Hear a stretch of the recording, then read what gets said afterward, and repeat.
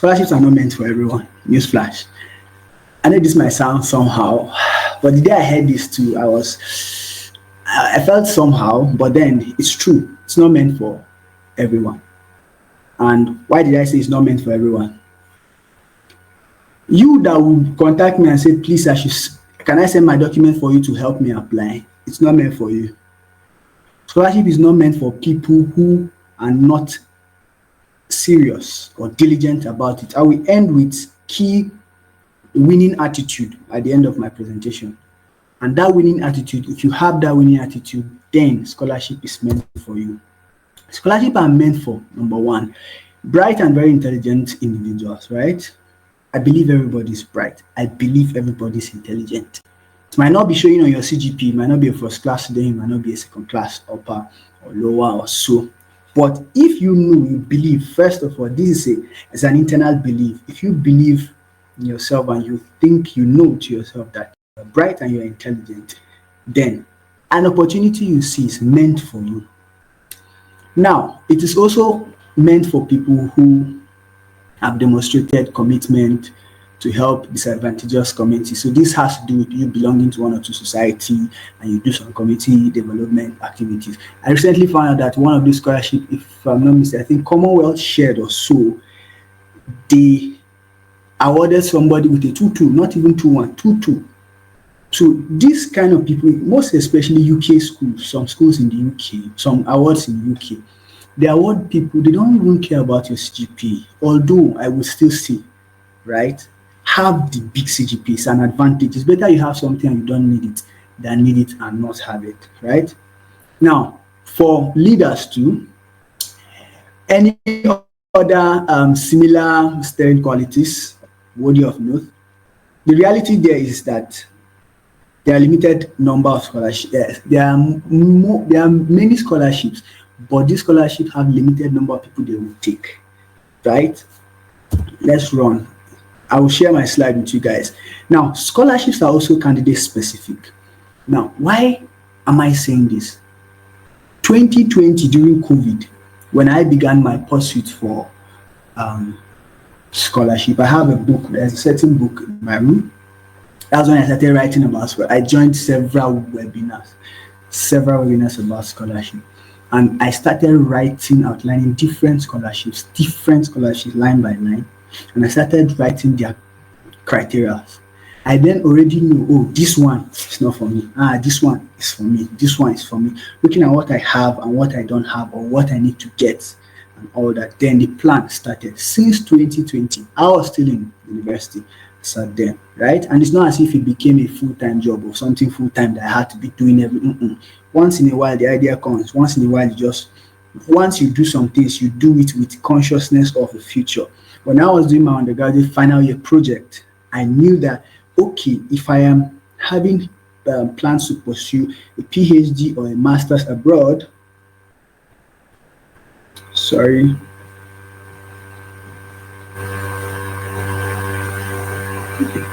Okay, great. Sorry, I just saw the chat.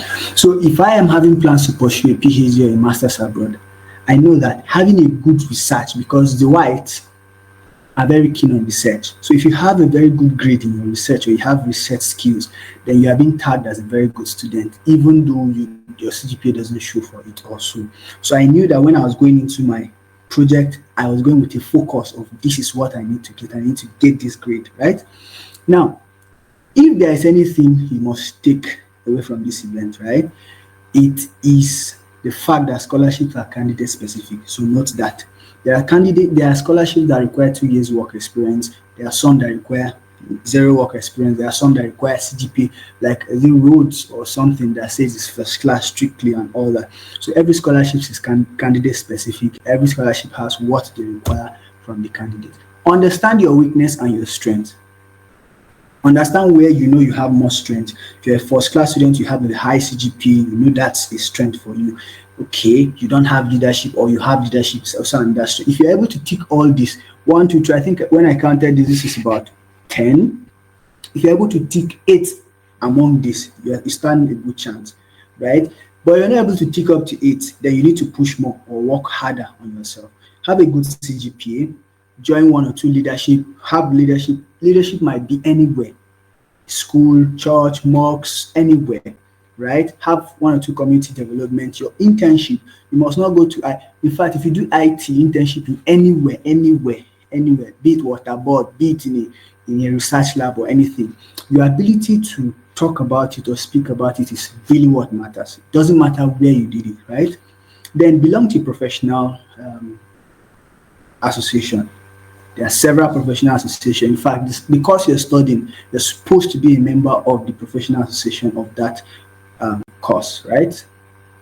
Also have some trainings and skills, take some courses online, and attend relevant conferences if they're important to you. Then, if it is possible, you could have publications if you want to. If you don't want to, fine. You could have either articles, publication, technical presentation at various conferences and all. Then take up summer schools, take up fellowships. Now, this one has to do for people who are going for postgraduate. Take up these summer schools now can also be even during your NYSC, taking courses or tutorials for students within a specific time frame. Now,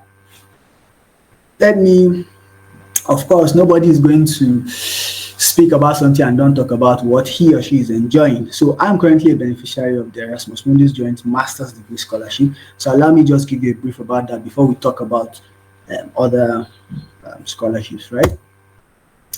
Now, the Erasmus Mundus Scholarship is a scholarship that is usually 1 year to 2 years, right? Yeah, someone will say, oh, 1 year, yeah. There are programs in Erasmus that is 1 year. But it's 2 years actually academic. And this scholarship, you get multiple degree from different universities because that's one of the aim. The European body links up with different universities that have different expertise. Okay, this is what we want to study. This is the program, and this program has this branch and this branch. Which university can deal on this branch very well, and this university can deal on this branch very well. Then they spread you across. So at the end of the day, you get multiple masters, sometimes a diploma, master's diploma, and like. So first thing you need to do in an Erasmus program is, first of all, you must understand that Erasmus is not a course masters, like a course base. It is a program base. Take for example, my program is the multi-phase system for sustainable engineering. That is the program. My current university, my master's degree is a master's of science in chemical and process engineering. My second master's degree will be master's in science for chemical and sustainable engineering. Then my third master's degree is going to be master's in material science and engineering. So those are courses, but the entire program is multi-phase system for sustainable engineering. So it's program specific. So when you're doing your search, you do your search based on program, right? And how do you do your search? I will show you guys in the next slide, right? First thing first, you must go to the catalog and search for the program. Now, you can apply to multiple programs. Thank God Erasmus have made it open. You can apply to 3 programs, but just ensure that it's better you apply for 1 and do it very well than apply for 3 and do nothing. I tell people when they come to me and say, oh, how do I go about Erasmus? I say, go to the catalog, search for 3 different courses, minimum 3. You can search for 5 programs. Check for your deadlines, what is required, and see if you can apply for them. Then you can start your application, but ensure you finish them all. I'm rushing because of the time, so we could have time to ask questions. Now, program deadlines. Remember, I told you it's program based, not course based. Now, program's deadline, number 1, I said on that website, you can go on Google and just search for Erasmus Mundus catalog and search for the programs. So search for a program that is suitable for you, not for another person. 2 years is very big for you to go and choose a program that you will not enjoy. 2 years is not a joke. Yeah, sacrificing 2 years of your time, of your life. So you must search for a program that is suitable for you. Now, know the deadline of each program. Every program has its own deadline. In fact, there are several programs that are already closing. It's open since October. Erasmus usually opens September. Program starts officially to open from October. Some open October, closes November. Some open October, close first week of December. Some open November, close January. Some February. Every program has its own deadline. So know the deadline for each program you are applying that you are interested in. Next, start filling the application form and set deadline for each part. So it has about 10 to 13 sections. First section, your name, your detail, and all those stuff. Second section, you start uploading your university stuff, address. Third section, this reference, like that. Final section is more like review, documents upload, and all that. Start filling it and be giving yourself deadlines. Reach out to your referees from the start of your application and send them reminders. So you reach out to your referees because some programs will ask you to upload the document. Some programs will tell you to insert their details and they will send them a mail. Then they will now fill it from their own end. So as soon as you see the program and you like it, here's the secret. Go and search for a professor or a lecturer or a PhD holder in your university that has experience, not experience, I would say, that his or her field is somehow within that area that you are going for. It's a booster actually, it's not really a criteria, it's not necessary, but just take it. If you can find, if you can't find, it's all good, right? So get referees that within that, because you can't be applying for programs in telecommunication and you are going to look for a referee in chemical engineering. The way the referee in chemical engineering will write, he will write it in chemical engineering knowledge. I don't know if I'm making sense actually, but then it's just a tip. SOP, what does SOP means? SOP means statement of purpose, right? And this statement of purpose, I broke it down into all this. Your video, you to talk about, we will be able to pick one or two things about the vision or the purpose for why you're applying for the program. Your reference to your referees will also speak something about the advantage of you going for that course, that program. Your CV will also communicate that, right? Then also, there are programs that have interview, some programs don't have. I tell people that note whether your program has interview or will have interview at the end or will not have interview at the end or would have aptitude test, because some programs will have aptitude test, some will not have aptitude test. Yeah. Your first application, that first submission that you are doing, do it with the whole of your heart. Like, it should be your best. When some friends send me SOP to, hi, please, can you review this? I tell them, is this your best? If it's not your best, I can't be reviewing rough work. Write your best and send. Let it be the best, like you poured out everything, right? And so we'll now start reviewing it. That way you'll be able to pick errors and say, oh, you didn't think this is this. But when you send me a draft and you know there are several errors in it, when we are editing it or looking into it, you'll be like, you knew. Why would you know that this is an error and you're submitting it like that, right? So your SOP, even your SOP too, your statement of purpose that you're writing or motivational letter, some programs we call it cover letter. There are different names, cover letter, motivational letter. When they call it motivational letter, they'll put in bracket what they want to see. Okay, your motivation, your interest, your research. Make sure all those things are captured inside inside the SOP. When they call it SOP, they will give in bracket this and this and this and that are the things that will be in that SOP. So always read. Just this evening, I responded to somebody from Pakistan who reached out to me about my program and all that stuff. I said, have you read the guidelines? Sometimes people feel as if, oh, because you are now an awardee, you don't want to respond to people. But the number of people that reach out to us, it's not as if, okay, we got this award to also be helping people. We have a career to pursue, right? So when people respond to you, you should, when they tell you, okay, go and study the guideline, you should know that that's the first step. We also went to study guidelines. In fact, if I tell you, when people tell me, oh, I want to write SOP, what do you think? I say, how many YouTube videos have you watched? Because at some point we sat down on YouTube video and we're writing what this person was saying. Okay, this was how the first paragraph was, this was how the second paragraph, and we use that skills to write our own. We don't tell people, sorry, I'm digressing. Now, there is no perfect SOP. This is my thought.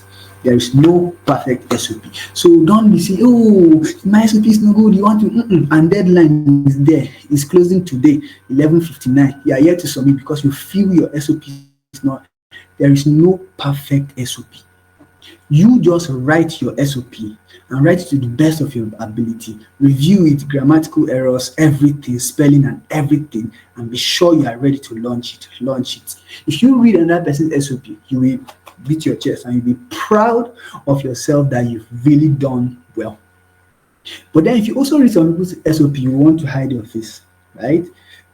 I think when I did my application video, I saw other people's video. I sat down to do my video. I did my video from 8, I think around 6 p.m. to past 8 p.m. I was still working on my video, do cut. Even the person that was doing it got tired at some point. But we kept on pushing. When we were done, we gathered everything together, gave it to someone who does video editing. He used CapCut, did cut join, and put all those things together. Now, I did all those stuff. Now, when I got into my program, we were just playing and just gisting with other friends, and I got to see some other of my friends. Someone said he held the script like this with the video and was reading it like this. That was other people's video, and they got into the program. Some other persons even did animation like. So there is no perfect one there. Something unique might be what they will see in you, in your program, that is going to exempt you from other applicants. SOP writing stage, three, I broke it into two. There's the pre-writing, first draft, I call it first draft. Then the writing phase, where the pre-writing is more like you gather this knowledge, okay, this and all those stuff, put it together. Then you start, do the write-up. They can ask you for an SOP of 1 page, but your SOP, after you have put everything together, will be like 5 pages. How do you compress this thing to 1 page? That's where the writing comes. Now, the post-writing phase is after you've done everything. Read it again. When I was writing my SOP, I read my SOP. In fact, every day when I read my SOP, I see what I need to remove. I see what I need to add. Every time I read my SOP, right? Now, how do you construct your SOP? First, the first paragraph should talk about that program. The program is trying to tackle a problem. So you give a breakdown about the problem. Some people give data, add some data. See, make your SOP to be interesting for anybody to read. So if you could start from a problem, then you connect the problem with what the program is trying to solve. The problem, then what the program is trying to solve on that problem.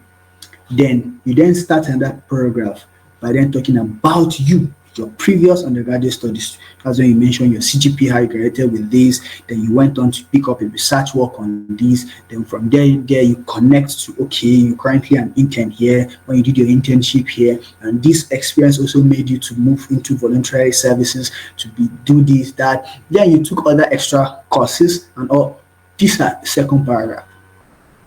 You've connected the problem to the program's intention to solve the problem, then your coursework.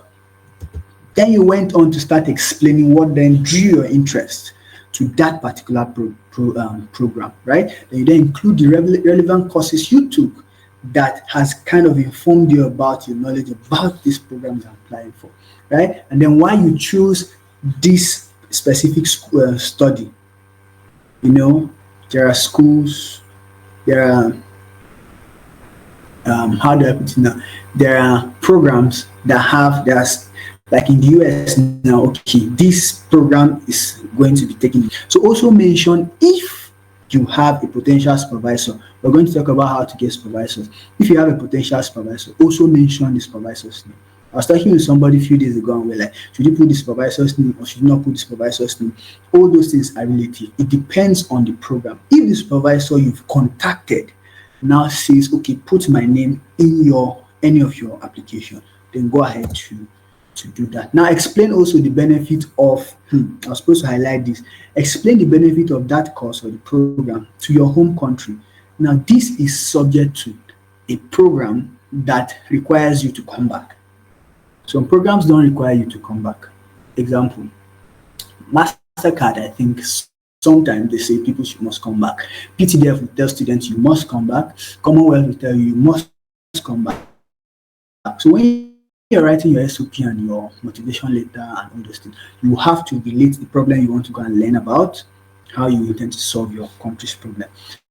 But there are other programs that don't even care about that. So this time, channel it to helping them solve their problem. Done with my PhD, I intend to also take up another research in this. Now, when you are telling them these are your long-term or short-term plans, be specific, hit it to the point. If you say after your master's you want to take a PhD, a PhD in what? A PhD in what? Mention it. That is why it's good to do your research very well about the other PhD offers that are still within that department and tell them you are also willing to also join their PhD team. Makes sense, right? CV. Here, the SOP, please be very, very stick to their guidelines. If they tell you 2 page, 2 page. If they tell you 1 page, 1 page. See, don't overdo. Give them what they want. CV, let me start by saying that your CV should be well structured, right? Every CV will tell you, okay, 1 page, some 2 page. In fact, let me boss one secret. My current program, I submitted a CV of 6 pages. 6 pages. I saw someone who is also in my program who submitted 1 page. I saw someone who submitted 2 pages, 3 pages, because they didn't mention. And me, I knew what I knew my strength. Remember, I started by saying strength and weakness. I knew, okay, I have strength here, I have weakness here, blah, blah, blah. So in my CV, oh God, I loaded, I pumped. If I send you my CV, I'm not sending it actually. I want you, anybody who's going to reach out to me, say, oh, please send me I'm not sending people any of my stuff. I only tell you first, send me your own first rubbish. If it sounds rude to you, sorry about that. I tell you, send me your first rubbish. That's first rubbish. What I mean by that is send me your best, your first best.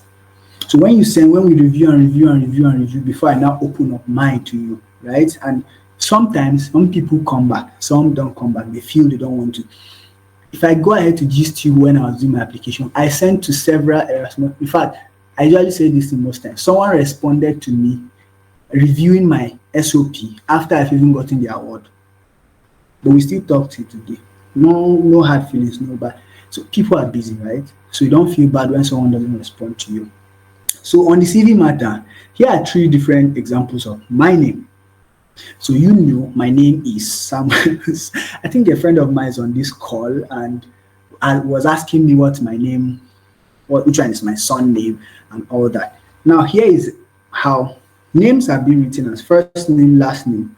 First name, middle name, last name, right? First name, middle name, last name. What's your first name? Your name.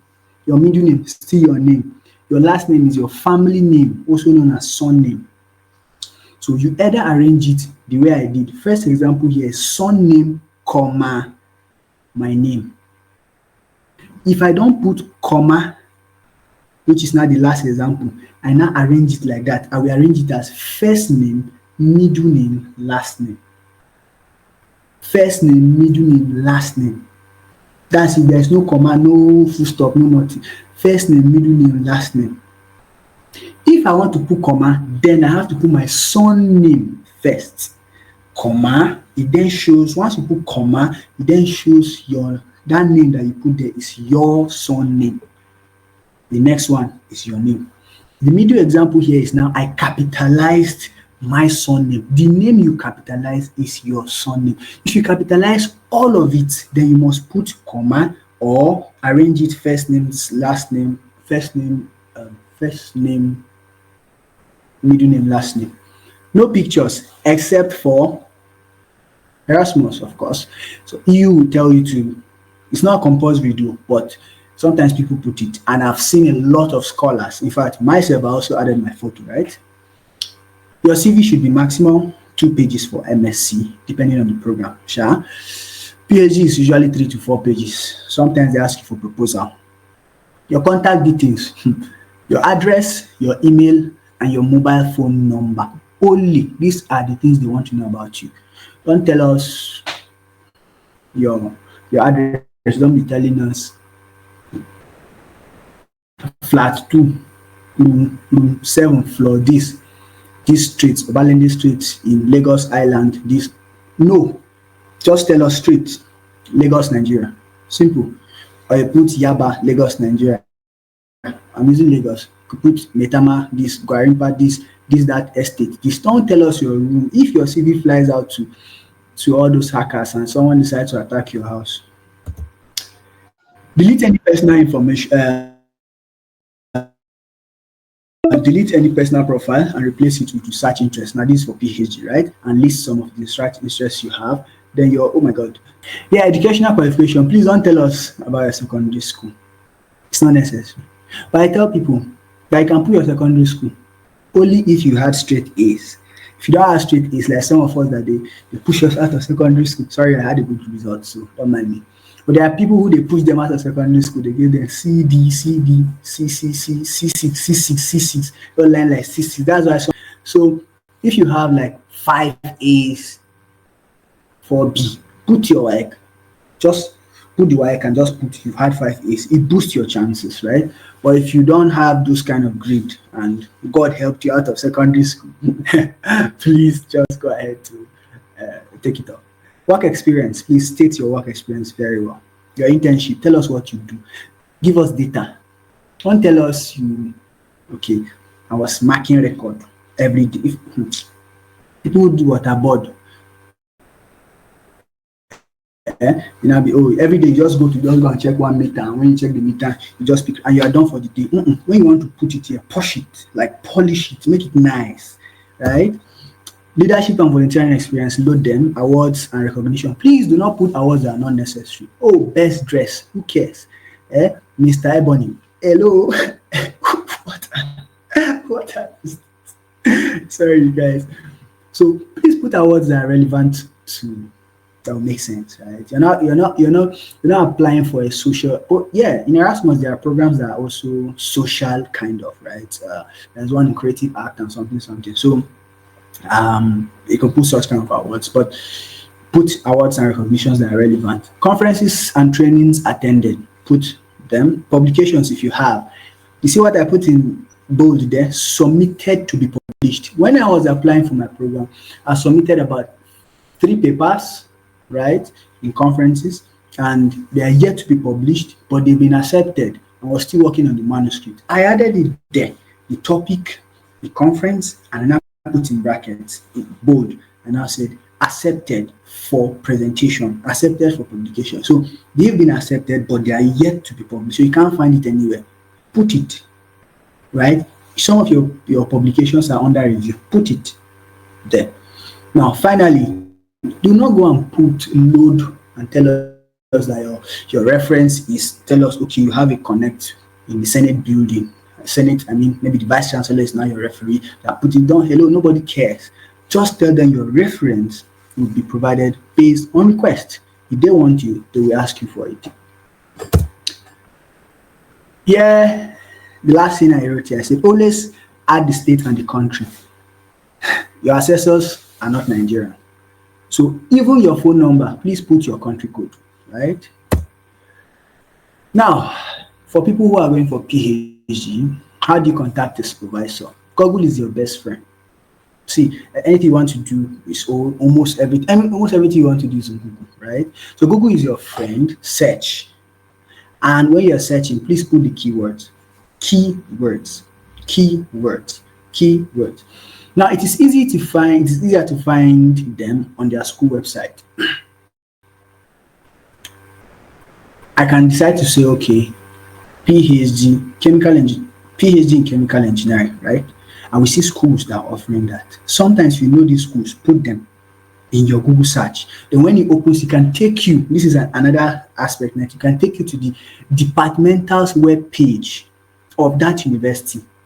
Then when it opens, go and search for profiles of supervisors, get their emails, get their research work, study, study their research very well, analyze their articles, and it has to correlate with what you've done so that when you are writing a code mail, you know how to write or how you connect it. So when you are now sending, these supervisors do not have time for your first message. Oh, introduction, my name is this man. Hit it straight to the point. So you have to be direct.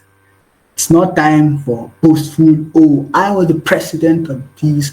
See, if I list my leadership things for you, you will be shocked. Nobody wants to know about that, right? Hit it straight. Go straight to the point. Tell us why this man's work is interesting to you. And these guys receive a lot of me. See, the thing there is that you're not the only one applying. This is just Nigeria, right? There are people from different countries that are applying for something similar to what you're applying for. Now, when you're contacting them, it is very important for you to use institutional mail. If your university doesn't have institutional mail, hello, all footmates, footmina students, I am sure your school or my school, our alma mater has a university official mail. Yeah, all the footmina people are hailing this. So we have, in fact, my footmina was a student email is still active till today. I'm still using it till today, right?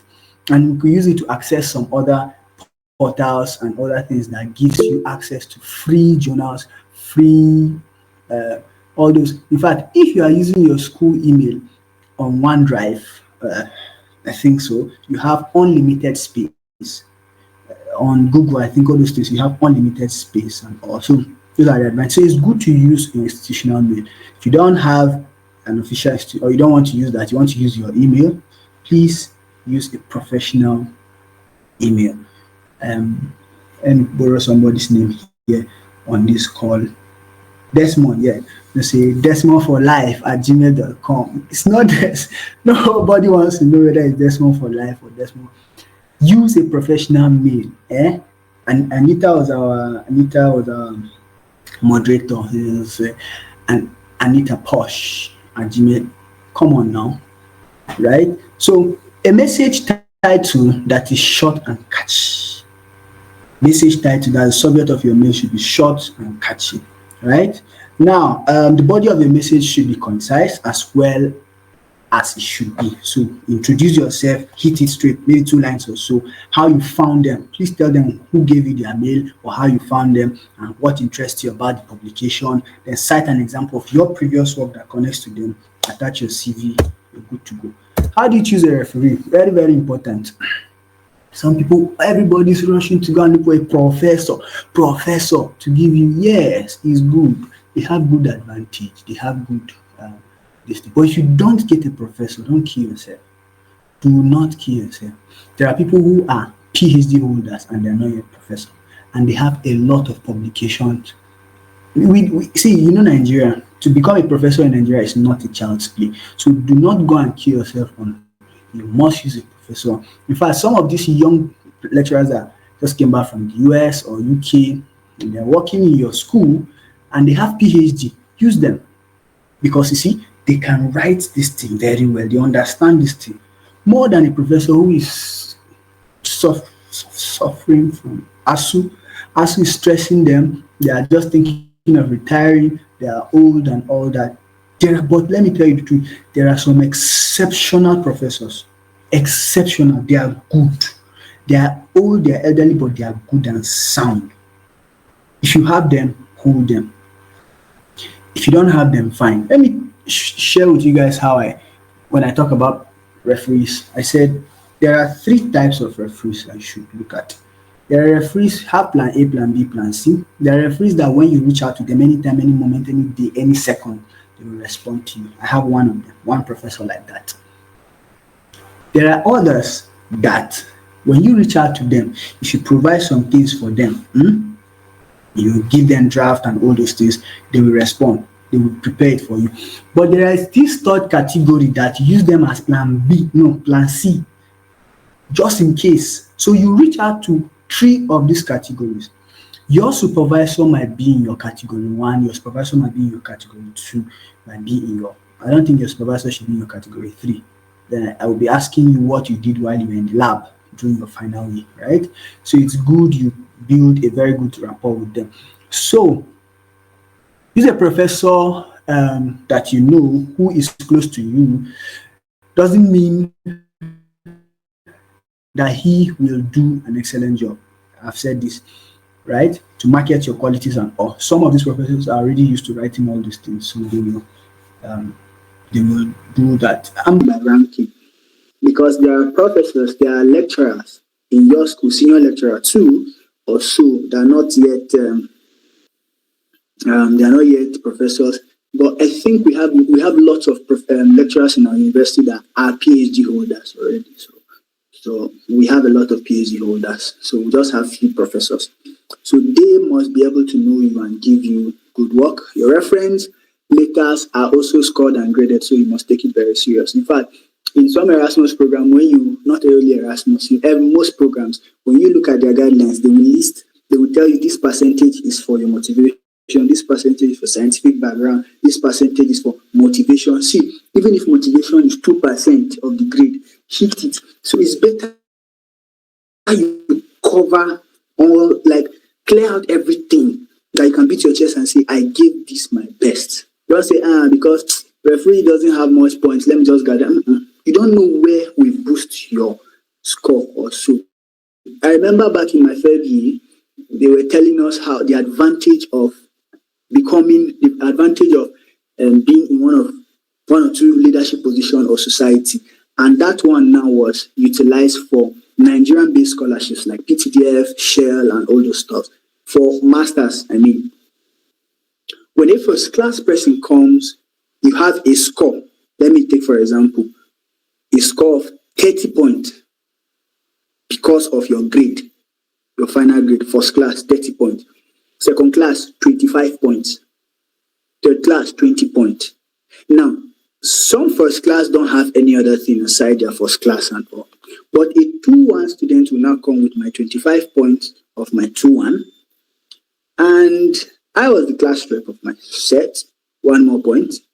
I volunteered for this and I have a community service for this. 1 more point. Before you know it, all those small things and skills have gathered 5 marks and we're now on the same level with the first class.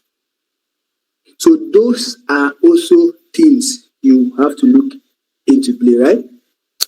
Reference are scored, so you don't know which one will be scored or which point will give you mark.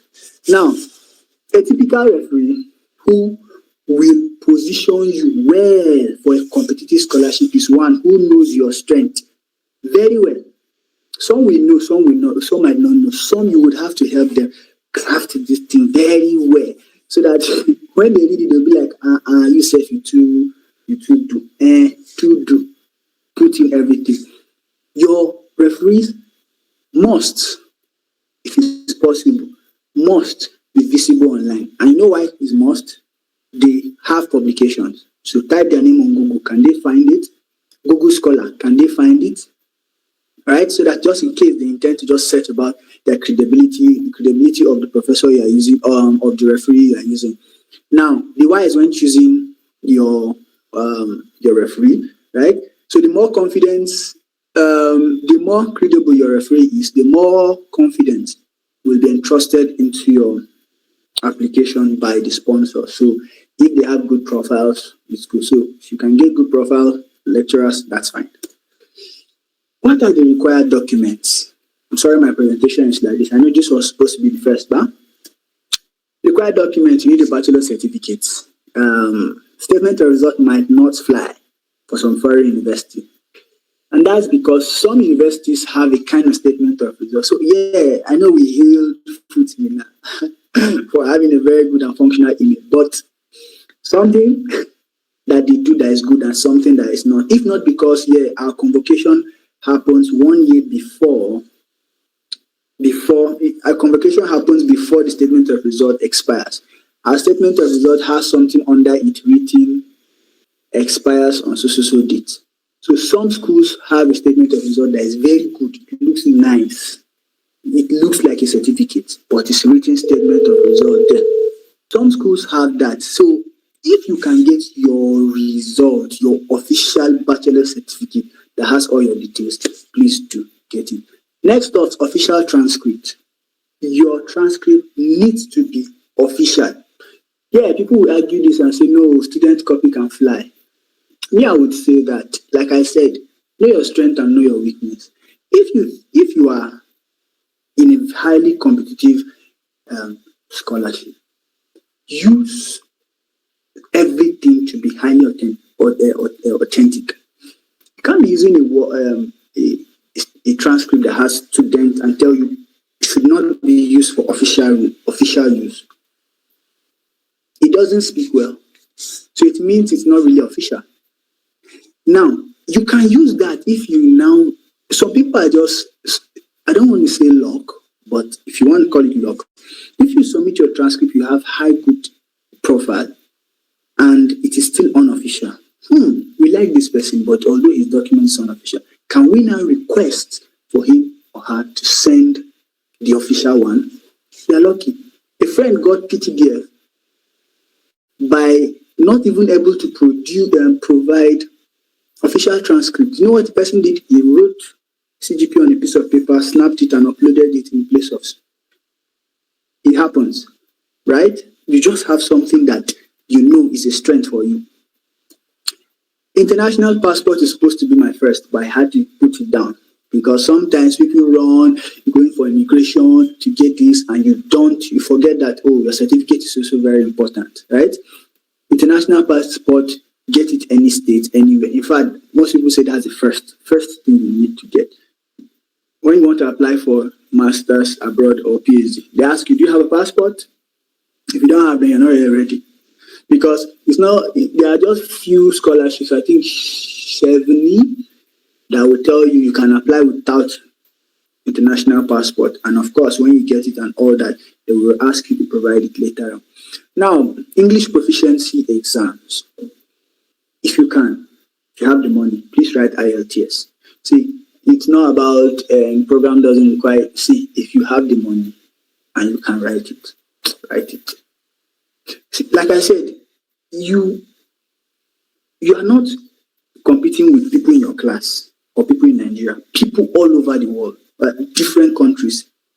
In fact, there are programs, there are scholarships that you are not aware of, that people are aware of. Then the one you are aware of, a lot of people are aware of it. So what makes you stand out is the thing that you have that is not even, they didn't ask you, but you have it, is an advantage. It gives you more mark. Yes, Nigeria is a Commonwealth country and it's an English-speaking country. But some programs will tell you, provide IELTS for us. We just want to see. So if you can provide it, but you cannot, don't kill yourself, gather your points on other parts and provide a letter of English proficiency from your university. If you can, but if you can't and you can write IELTS, right? If you cannot write, please leave it. Right? So it's still like this. So you will sit down. See, these are the things I did when I started my preparation since 2020, 2021. It's just becoming. I asked myself, what and what do I have? What and what do I need to boost my chances and all that? So those are things you have to look at. Oh, I have this, I have this, I have this. I don't have English proficiency. I have other things. Do I have time? Push for it. If you don't have, GRE is also there. I didn't list it here. If you can write GRE, write it. All those are boosters. It is a booster. It boosts your point. Reference letter, I've talked about it previously. My program asked for 2. I provided 3. And someone will say, you 2 do. They said 1, optional, like 2. Then the third one, optional. They tell me optional and I have it, I put it. And it's not going to implicate me. I put it. In fact, 2 were professors, 1 was the industry person. So my major 2, the professor, the industry person. Then the optional one was also another professor that was close with, right? So yeah, if they ask you for 3, at least 1 should be except in state otherwise. Someone is unmuted. Now, I'm rounding up already. And I'm rounding up here by polish your qualifications. Yes, you served as the general secretary for Drugs Free Club during your CDS in NYS, or you were the secretary of this. You're not going to put it like that, general secretary of this. So what? Or you are the medical lab intern at Wazobia Hospital in Oshodi, Nigeria, 2009. So what? Doesn't make any sense. Doesn't speak anything. Anyone can put this. So this also applies to how you also write your CV. Give us details. Tell us what you did, what changed. Even when you are taking tutorials in secondary school, tell us what you did. You increase the learning, the interest of the students by 5%, 10% increment in their love for STEM courses or their love for computer, their love for this.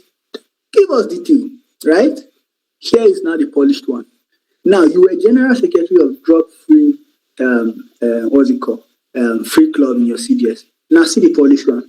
General secretary, drug free club, a community development service. What do you know what CDS is? Community development service group that comprises of 100 graduate members in Kebbi State, Nigeria, right? And all that. Go ahead and next here was the medical lab. Now this is the polished one and all. So tell us, paint it, make it sweet, make it look very nice. I read someone's SOP, even me, I was like, wow. Like, someone sent me SOP one certain time. No, not SOP, CV. And I say, Kai, no. I know you, except you are not the person that I know. I know you. Your CV that I know in my mind is richer than this. That's the last place I knew, which of course I know at the current moment, you are even higher than this level because I am sure you are a person of growth. But this your CV is not looking like the person I know. They look your CV. This is scholarship. It's not job in Nigeria where they say some people's CV look like elephant and they are like rat. That depends on that means you are lying. If your CV is really what you did, now write it very well, polish it and make it nice. My last point while I round up is spread your tentacles, right? And never give up. Scholarship journey is not easy. There are people who applied first application, they got it. There are people who applied in a year, 10, they got 1 or 2. Maybe they got 1 without funding. There are people who apply 2 years, nothing, 3 years, nothing. It's not easy. I must tell you, it's not easy. You might be privileged and lucky and favored and you get it upon first application. Doesn't mean you are better than another person.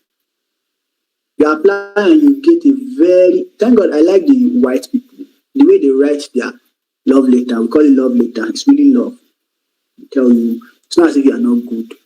You are good. But we have lots of people there and also so they tell you nice thoughts so that you don't feel bad. Some people go into depression about the consequences.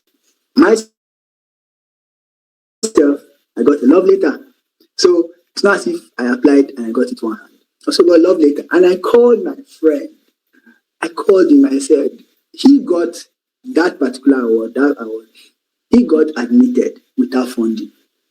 They said, when I called him, because they send the mails usually almost same time, he calls me, Samu. He says, Samu. I said, Alpha.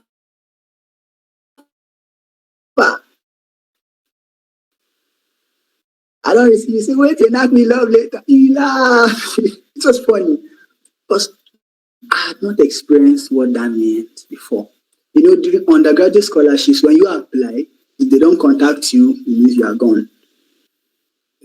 Like, if they contact you, you're already moving forward.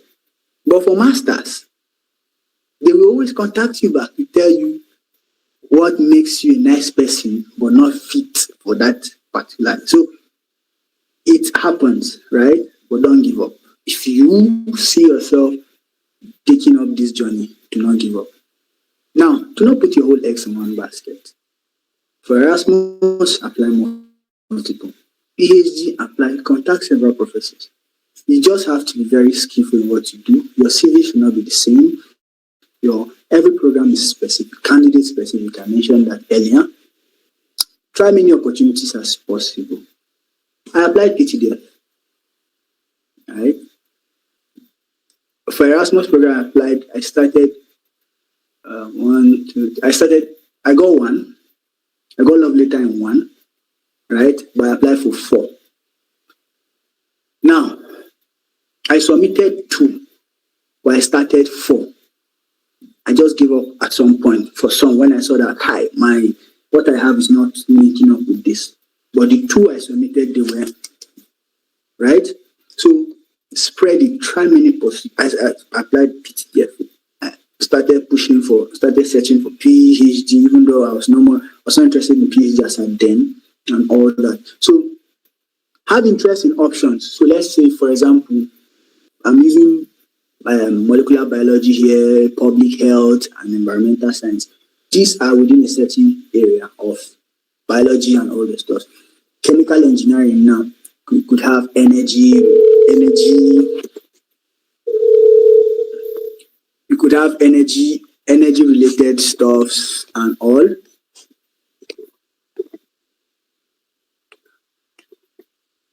So you could have energy related stuffs, okay, and so spread your interests. Do not stop applying until you win. It's normal to receive rejection, like I've said, and all that. Scholarship requires a lot of patience, dedication, and commitment. Like I said, I'm going to end with the winning attitude. The winning attitude, I always say, is your diligence, the wisdom you're using to apply, the resilient, and of course, faith, because it's not easy.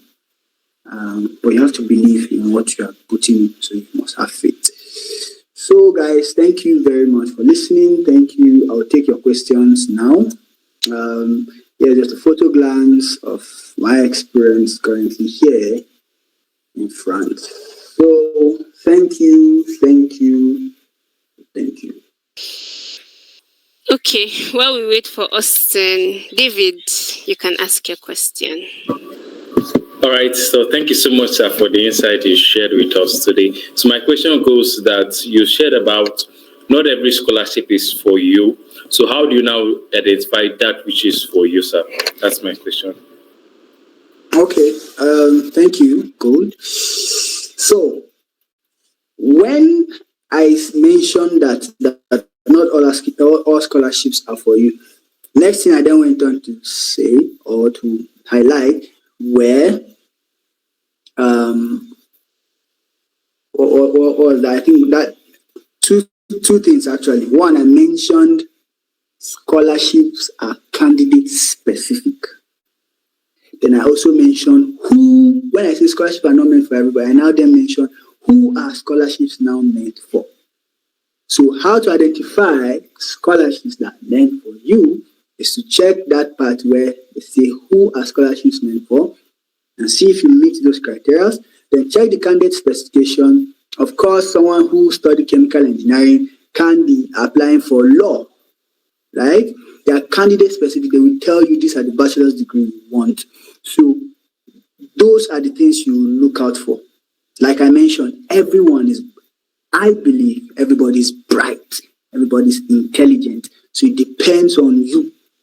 Depends on you're intelligent in what area or what aspect, right? So those are things you would have to look out for. And if you're able to tick all those stuffs, the other part I now said, check your strength and your weakness and all those stuff. And I said there are about 10. And I said if you are able to list, I think around 8 out of 10, then you stand a good chance, right? So that's how you'll be able to check scholarship that is meant for you. Then also, last thing is when you see a program that you're interested in, look and read. Read what they're asking for and ask yourself, do I have this? Do I meet this criteria? Do I meet all these things? If you meet 90%, remaining 10, nobody usually have 100%. But if you meet 90% and you just have 10%, go ahead to apply. You meet 80%, go ahead to apply, right? So those are things you check. Check out for the program, what they're asking you for, then shoot your shot. Thank you very much, sir. Thank you very much for that response. We have a question in the chat. If you get a scholarship to study abroad, would it be possible to get time to work other jobs? Okay, so yes, there's time to work, right? But the response is, will you have time to work? Because you are in a program. In fact, let me even start by saying, when you are under a certain scholarship abroad, I kind of feel every scholarship, the funding is so enough to cater for what you need, right? So I see no reason why anybody should be working. But if you are in a partial funding and you need work, partial funding usually have time and windows for you to be able to work, right? Now, you would have time for it to work, but it depends on the kind of work. It's not work, or because classes are usually very hectic. Sometimes you go to class Monday all through the day. So sometimes you go Tuesday, you are not having anything. And would you now start going to be negotiating with people, your boss or your manager, that okay, these are the days, because the calendars are not fixed to say okay, every Monday you have this. Sometimes Monday, you might not have this. It's not like okay, you're having mass on Monday. Every Monday is mass. Mass on Monday might be moved to. You can have it on Monday. You can have that same course on Wednesday. Next week you have it like that, like that. It shuffles. So there might not be time for you to work. That's just a clear response to that. There might not be time for you to work at all. But if you have windows to work, fine, go ahead to work. That is if you don't really have time, if you don't really have much of the funding. But I must say that if you are under a fully funded scholarship, rest. So Adole, you can ask your question. Okay, good evening, sir. So, actually, I'm a 500 level student, so I'm trying to ask this question: how can someone start writing papers? Like I've been hearing about it. All right. So to respond to that question, how do you start writing 500 papers from 500 levels? So simple experience. I started submitting papers from my 400 level. There's always a problem to solve. There's always an upgrade to do someone's work, right? It all depends on the time you have. So not all papers require that you go to lab to do work, right? So the ones that require you to go to lab, fine. The ones that don't require you to go to lab, fine. Because as a 500 level or as an undergraduate student, it's difficult in Nigerian kind of system to say, okay, I want to start writing a paper or going to the lab while you have your coursework and it's not your project. In fact, the process of applying for all those lab equipment, except you are doing a private lab, is actually it's difficult, right? So in 500 level, you must target that your research work, your final year thesis, has to be great. That's one. That's already a research work. Number two, if you want to publish it, it depends on your relationship with your professor, your supervisor. That will determine if you're going to be publishing your work or not, right? So that's another thing. Then third thing is there are several conferences, there are several journals, there are several listings. You could start with technical paper. There are conferences, depending on your department or what you are studying. You could decide to start making technical presentation at various conferences and move with that. Then lastly, if you want to then publish in high impact journals, Elsevier, journals of engineering, reports, the ones both open and free, both the one you pay money or the ones that you don't pay money for. It all depends on what you do. Like a few days ago, a friend just paid for a journal, right? And it's published now, just a few days ago. So that one now is paid, I think he paid about 52,000 naira, that's about $30, right? To just get his work published. So you could do that. You could write a review work, you could do several ways of writing, and you make your publication. So, and here's another tip which people do in SPE. You should know SPE, either SPE, NSCHE, NIMECI, and all those conferences. The easiest way, if you are not a professional in writing of publications or paper, the easiest way to start is collaboration. Find someone who is about to write or whom you've seen wrote last year and is about to write this year. Reach out to the person on LinkedIn. These are this. You want to build skills in this. You want to write publications and all. Come up with the topic. The person will guide you. You put together, and the person's name is also added your name is there. It's a win-win thing. You are there, is there. You have your work published. There are several responses to that. So collaboration, technical presentation in various conferences, paid publication are also there. Your research thesis, as the case may be, review work and all that.